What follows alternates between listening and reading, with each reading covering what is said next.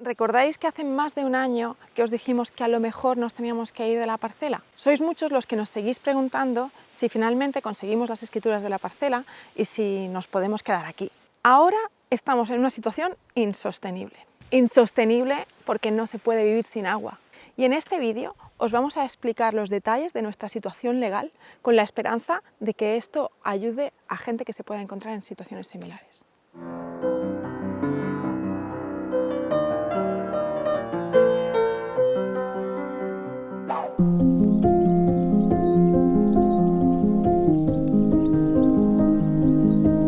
Las personas no llegan por casualidad y con Daniel ha habido unas sincronías tan grandes. Daniel ejercía como abogado, pero siempre que encuentra una causa por la que realmente merece la pena luchar, ayuda en todo lo que puede. Para nosotros ha sido una bendición desde el momento en que le conocimos.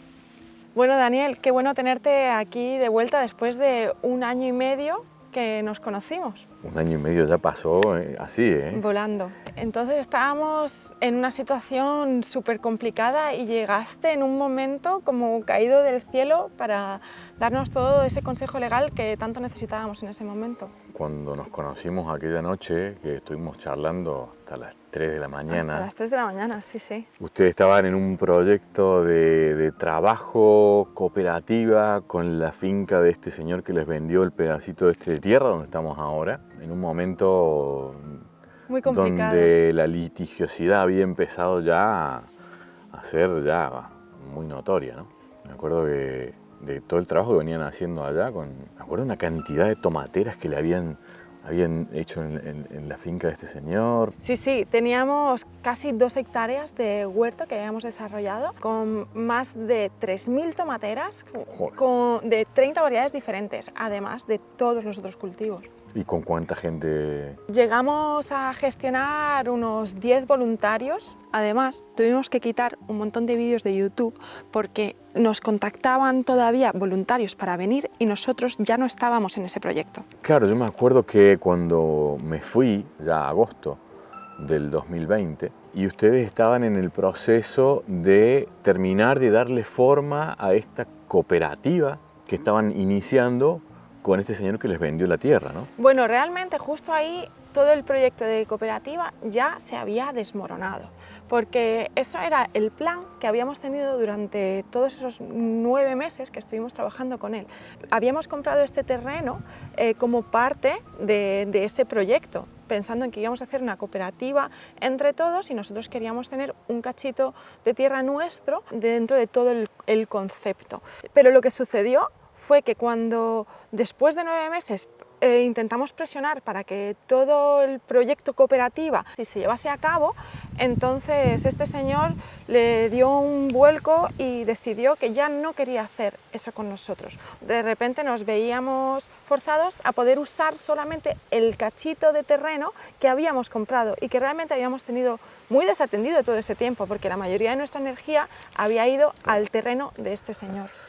Básicamente como que se lanzaron a la piscina de cabeza comprando este pedazo de tierra sin haber visto ningún papel ni nada. La novatada de no haber comprado nunca ningún terreno y la importancia de haber tenido las escrituras en mano para ver que realmente era cierto, que estaba libre de cargas, por ejemplo, entre otras cosas, ¿no? Pero estuvimos muchos meses después de haber pagado hasta que realmente firmamos. Pasó un tiempo. Hasta que firmamos el contrato. El contrato, sí, sí. O sea que ustedes pagaron esa parte también, me había olvidado de eso. Sí, Yo dije, wow, eso sí que es un acto de fe total, completo, ¿no? Sí. Pagaron un dinero por una tierra sin tener una nota simple como para verificar que realmente el que ha recibido tu dinero era el dueño, por empezar. Bueno, y de ahí más puedes ver varias cosas, ¿no? Si tiene cargas o no, si se puede escriturar, bueno, una serie de condiciones básicas para tener una mínima seguridad jurídica cuando hacen una operación. ¿No es cierto? Eso ni sucedió. Y realmente fue cuando todo el proyecto se desmoronó que entonces nos dimos cuenta los procesos que teníamos que hacer para terminar de formalizar nuestra compra. Realmente 7 o 8 meses después, cuando nos fuimos conscientes de que el terreno había que segregarlo de otro trozo que no nos había vendido. Eso nos removió muchísimo. Nos hizo colapsar por dentro de alguna manera al darnos cuenta del momento de tantísima incertidumbre y de tanto riesgo en el que estábamos. Porque éramos conscientes de que estábamos aceptando un riesgo al no tener escrito las cosas de la cooperativa, pero no éramos conscientes de que teníamos el riesgo tan grande con el terreno al que nos habíamos afianzado. Esa noche que nos conocimos y estábamos charlando, y dije, bueno, a ver, mostrame ese contrato. Y me acuerdo que habíamos coincidido con una pareja que había venido de Murcia, que trabajaba específicamente en registro de propiedad. Con lo cual ella sabía perfectamente toda la parte registral interna, digamos, de cómo se maneja esto. Y claro, yo me acuerdo cuando leí el contrato dije, bueno, a ver muchachos, acá el contrato claramente establece ciertas condiciones, como que está libre de cargas, como que se podría escriturar, no dice nada porque habla de una identificación fiscal propia, que está con los impuestos pagos al día, toda una serie de cosas que a una persona que no sabe le hace pensar de que si está todo escrito ahí y está todo en orden, no tiene que haber ningún problema. Y ahí está lo que vos decías de pagar la novatada, ¿no? Es decir, cómo uno por ahí cuando actúa con buena fe, cuando tiene encima un sueño por delante y se mueve guiado por esa energía hermosa, a veces se olvida de que también es importante tener la garantía o tener la seguridad de que lo que se está diciendo es. Ahora estamos en otra situación, que se da la casualidad de que apareces justo en este momento tan simbólico en el que este señor pues intenta apretar las tuercas un poquito más, ¿no? Qué actitud, ¿no? Quitarle el agua a alguien, ¿no? Alguien encima a una pareja que está empezando con un proyecto, con un montón de árboles, que encima él mismo los había plantado antes de que ustedes vinieran a vivir aquí. O sea, qué actitud, ¿no? Qué conciencia, ¿no? Es una situación bastante peculiar, porque por un lado está todo el desapego que nosotros nos vamos trabajando con este terreno, porque al sentir que no tenemos certeza de si nos vamos a poder quedar o no nos vamos a poder quedar hasta que eso se resuelva, todo el tiempo y toda la energía que invertimos en el terreno es desde un sitio de saber que esto no es mío y que realmente nada en este mundo es mío, nada nos pertenece, simplemente somos guardeses mientras estamos aquí, ¿no? Es algo a lo que puedo agradecer, que esta situación me ayuda a sentir mucho esa energía, a traerme mucha conciencia de esa energía y la agradezco, pero el agua permite que podamos custodiar este terreno como se merece. Si nos la cortan, ya nosotros no podemos hacer la labor que se nos encomienda con este cuidado. Todo el trabajo que han hecho, todo el dinero y la inversión que han puesto en el lugar, el agua, los paneles solares y todo el cuidado que han tenido durante todo este tiempo y todo lo que han dejado de ganar, porque la situación precaria en la que se han visto a partir de agosto del año pasado, cuando empezaron los cortes de agua extorsivos, les ha impedido continuar con una solvencia en un camino. El tema del desapego, todo este trabajo, que lo demás es dinero, que la justicia lo pondrá en su justa medida, pero el trabajo de dejar este lugar, uno se encariña con estas montañas, con la vista del estrecho allá al frente, con el arco iris de esta mañana y esas cosas, y eso no tiene un valor. Hay cosas que estamos muy acostumbrados a pensarlas siempre en dinero, y es que no lo tienen.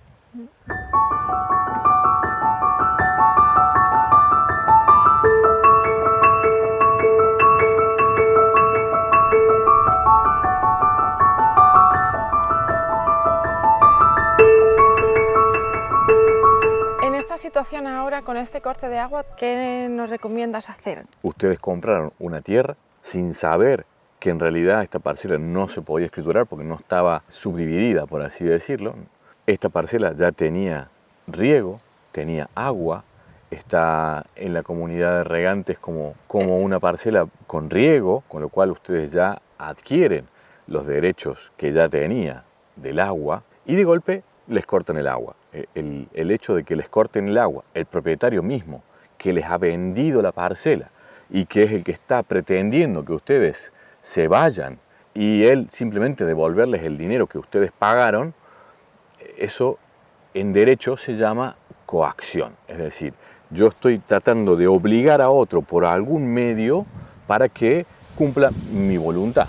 Y eso es lo que está pasando ahora, ¿no? Es acudir a la justicia, denunciar el hecho, después hay que probar de que efectivamente su intención es presionar de la manera en que pueda para lograr que ustedes abandonen.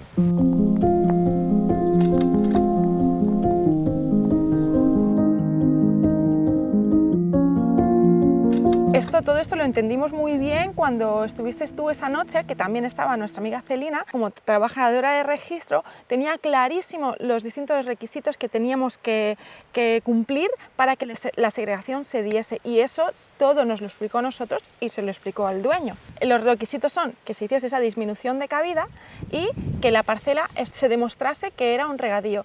Con esas dos cosas, esta segregación es factible. Con esas dos cosas, que es factible, pero que dependen del titular. Claro. Es decir, que el titular, que es el que te ha vendido el terreno justamente, va al ayuntamiento y presenta el plano hecho por la agrimención para la disminución de cabida, primer requisito, solucionado. Segundo requisito, desde el año 89, si no me equivoco, comunidad de regantes, esto ya hace 30 años que es regadío y los metros ya los tiene el terreno, entonces debería de ser factible, y nosotros en su momento confiamos en que este señor iba a hacer un proyecto que se iba a aprobar sin ningún problema. El proyecto de segregación se denegó en su momento porque primero no se hizo la disminución de cabida y además se cataloga como si fuese un secano, no un regadío, por lo tanto no cumple los metros. Claro, o sea, esa resolución del ayuntamiento en el cual deniega la posibilidad de segregación es con esos dos motivos que acabas de decir, y que los dos motivos son totalmente subsanables. Totalmente. ¿Por qué? Porque ya es de regadío hace más de 30 años, y la otra parte que es que hay que hacer el relevamiento topográfico y presentarlo con un proyecto. Que eso depende del propietario. Y eso lleva esperando él desde 2007 que se lo solicitaron. Una vez que sale esta resolución del ayuntamiento, en la cual dice, oiga, faltan estos dos requisitos, ¿vale? Es simple decirle, oiga, usted nos vendió el terreno, pues a ver, colabore para que hagamos esto. Eso es lo que hicimos. Nosotros fuimos a él para decirle, oye, este proyecto para solucionarlo no está bien hecho, vamos a mandar otro proyecto, y él dijo que no lo iba a pagar. Sí, entonces, nosotros ofrecemos pagar todos los trámites necesarios para que la segregación se lleve a cabo. Exacto, todos los honorarios de todos estos profesionales que tienen que intervenir en estos documentos. Sí, que realmente son cosas que tendría que pagar él, porque todo eso tendría que estar hecho de antemano. Como él se negaba a hacerlo, pues nosotros ofrecemos ese pago, y entonces nos envía un contrato para permitir que entren los técnicos, ese que tú ya has visto. Ya, bueno, es muy fuerte, ¿no? Que el tipo te venga a pedir en un contrato que le des garantía de que no le vas a iniciar ningún proceso judicial ni le vas a hacer nada. O sea, vamos, un poco más, eso se llama un contrato leonino, abusivo. Él pretendía cobrarnos el agua cuando pertenecemos a una comunidad de regantes. Permitirte el ingreso de los técnicos para hacer el trabajo de agrimensura previo a que le firmes ese contrato. O sea, evidentemente nosotros ya ahí habíamos aprendido un poquito y ese contrato no lo íbamos a firmar, lo teníamos bien claro. Pues nada, y ahora estamos donde estamos, ¿no? Con un juicio es importante, ¿no? Hay mucha gente que sufre las mismas cosas en este mundo de comprar terrenos y de que vas te encariñas con una tierra, ves una tierra que te parece muy bonita o un precio o lo que sea, pero claro, no tomas las medidas de precaución, como pedir una nota simple en el registro de propiedad, como saber que el que te lo vende tiene que tener unas condiciones que tienen que estar aceptadas inscriptas en esa titularidad del registro. Y ahora, lo que se viene ahora es que ustedes están, por un lado, con un proceso judicial, especie de juicio por rescisión de contrato, básicamente, que es lo que él pretende, donde ustedes están manifestando ahí que efectivamente existe la posibilidad de cumplir con estas dos condiciones para hacer la segregación y a su vez tener el título, que es muy simple, tarda su tiempo en la burocracia, y mientras tanto estamos con este otro proceso paralelo que se ha iniciado ahora en estos días, que es el tema de la coacción, porque él pretende que ustedes se vayan y les corta el agua. Bueno, aquí abrimos el filtro, la llave está abierta y por aquí no sale ni una gota de agua, así que está aquí cerrada, pero parece ser que esto va a ser ya por poco tiempo más. Cande, ¿cómo fue que, digamos, qué fue lo que hicieron cuando ustedes vieron en julio del año pasado que no salía agua del grifo? Cuando de primeras no salía agua del grifo, me dio el corazón un vuelco y enseguida lo que fuimos a hacer es hablar con los distintos encargados en ese momento, y menos mal que deja la llave del agua un poquito abierta para que prácticamente no se note que está fluyendo un poquito de agua. Entonces nosotros nos vimos obligados a ponernos un bidón grande para ir recogiendo ese mínimo chorrito. O sea, eso fue lo que les permitió ir tirando desde julio del 2021 hasta ahora que estamos en febrero del 2022. Correcto. Básicamente. Y ahora que justamente nos dimos cuenta unos días después de que había cerrado ya la llave general, ya no estaba entrando agua ninguna a nuestros bidones. Entonces, ¿eso fue cuándo? A principios de febrero. Ahí fue cuando ya dijeron, ahora ya sí que no hay ni un hilito de agua. Ni un hilito de agua. Y justo llegaste tú para explicarnos cómo hacer que eso realmente tenga una respuesta directa. Sí, que nos llame la policía, nosotros íbamos juntos. Porque en el oficio lo que pone es que os acompañen, ¿vale? Vale. Que vayáis juntos. Y ya le facilitáis, si no estuviera ahí el propietario o lo que sea, pues ya le facilitáis vosotros el teléfono del de mantenimiento. Sí, ¿vale? Acabamos de recibir la llamada del juzgado que obliga al dueño a abrirnos el agua. Ya está llegando la policía. Pues vamos a subir para arriba a hablar con esta familia. Nada, el agua es un derecho fundamental, es un derecho humano básico que ya está reconocido en todos los ordenamientos prácticamente de todo el mundo, y ninguna persona tiene derecho a quedarse sin agua. Eso es un derecho que está garantizado por ley. Entonces, ¿qué fue lo que pasó el otro día, ¿no? Cuando fuimos directamente, o sea, ya sabemos que poner una denuncia en la policía puede dormir ahí la denuncia y quedarse vivir. En la policía a veces que tienen tantas cosas que...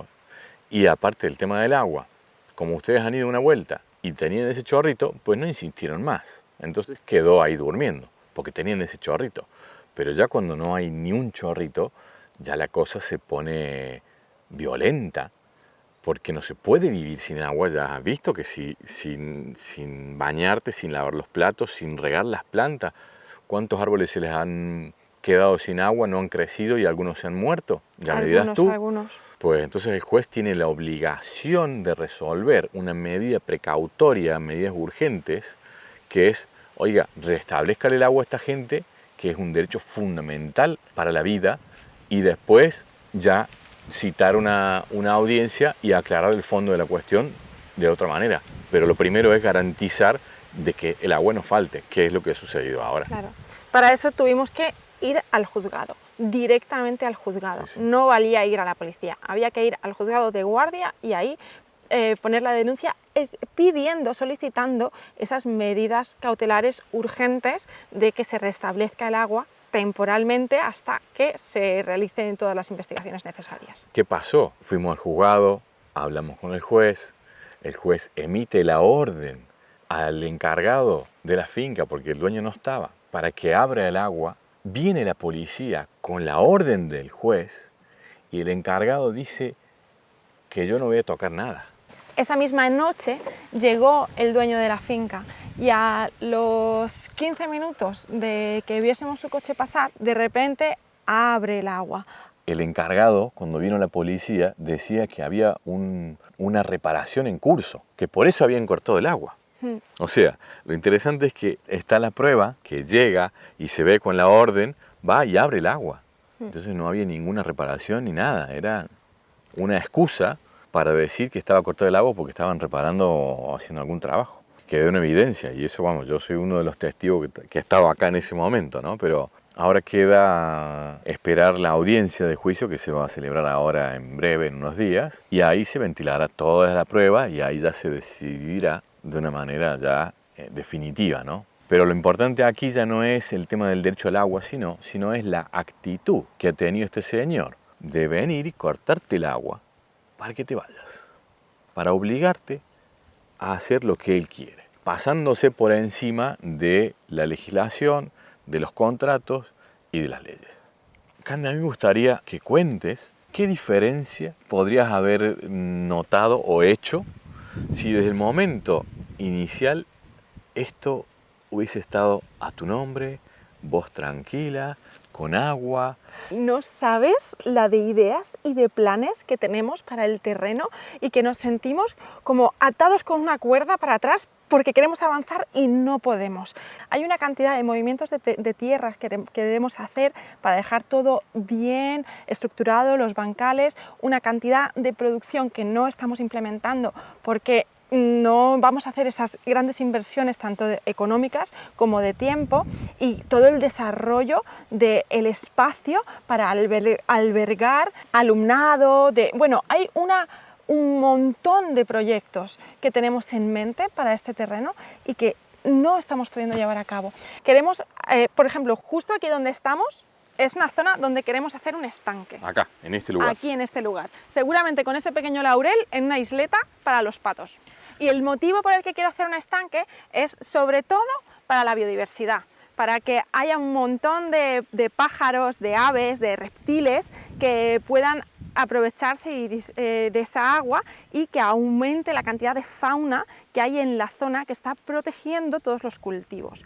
Sí que lo que queremos hacer es más zanjas de infiltración donde el agua de la lluvia se retenga en el terreno y no se vaya terreno abajo por escorrentía. Y aquí en este estanque sí que iríamos recogiendo el agua que cae de muchas otras zonas para que se almacenase en este sitio y canalizarla. La idea es tener un pequeño recorrido donde haya cuanto más posible tiempo agua circulando, mejor.